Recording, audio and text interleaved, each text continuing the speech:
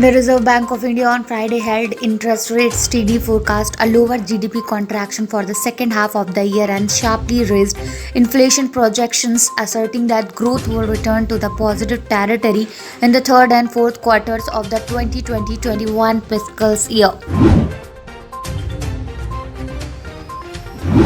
BJP in Maharashtra suffered a jolt on Friday as MVA won 4 out of the 6 state legislative council seats to which elections were held on December 1.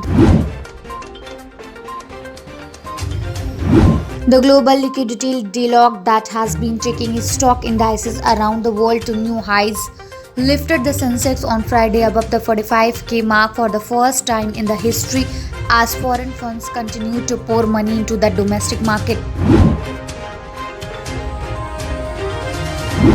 India has voted in favor of a move by the UN Commission on Narcotic Drugs to remove cannabis from Schedule IV of the 1961 Convention, where it was listed alongside drugs like heroin.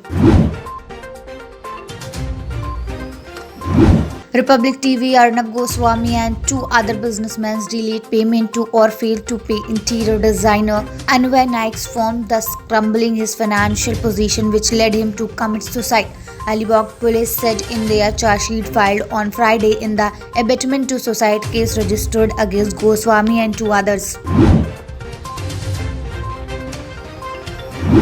The Supreme Court on Friday appeared to push the centre to take a decision on the mercy plea filed on behalf of Balwant Singh Rajona, convicted a sentence to death for triggering a bomb blast that killed then Punjab CM Bint Singh in 1995.